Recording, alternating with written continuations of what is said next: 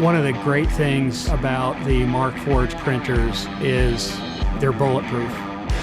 Students coming out of the AMPrint Center are at a great advantage with the practical hands-on experience with the machines and the materials and the design tools that go along with those processes.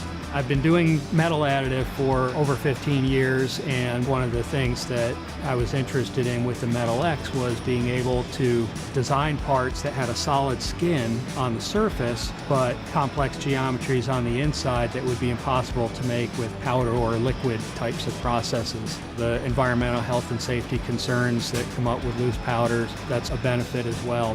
So this plate lattice structure has repeating closed cells that you cannot access from the outside of the part. The ultimate result we would find would be a lighter structure that would have the same performance as some solid piece, and that enables applications in transportation and things like that.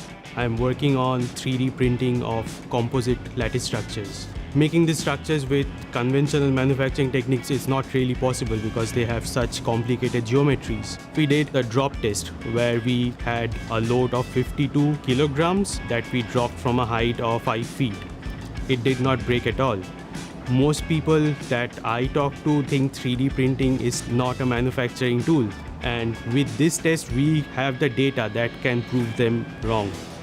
To a student population, additive manufacturing really accelerates innovation and learning because they can go from an idea to a functioning prototype in their hand in such a small amount of time. So a fun project that we've given to our students to really bring together everything that they learned was the robotic fish. One of the students was in the 3D printing class and also working in my lab at the time and decided that he wanted to try printing something that had variable thickness and basically gave the tail variable stiffness.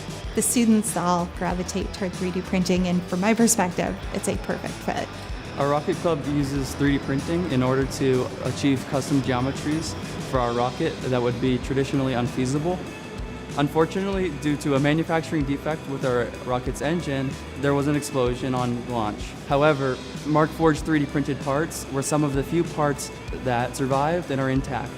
Local businesses will also come in, we'll partner with them. Having access to the center makes it possible for them, without a massive capital outlay initially, to prototype the ideas, test them out, tweak them a little bit.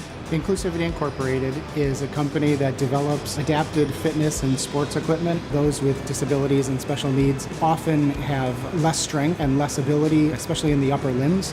The students at RIT 3D printed the gears in our product. Many of the other gear systems that we found were much heavier, so we went with the Onyx because it was much stronger, much sturdier, and lightweight. What I really love about teaching students about 3D printing is it opens their eyes to a lot of things that they didn't know were possible, and they get to realize their ideas so much more quickly than was ever possible when I was their age.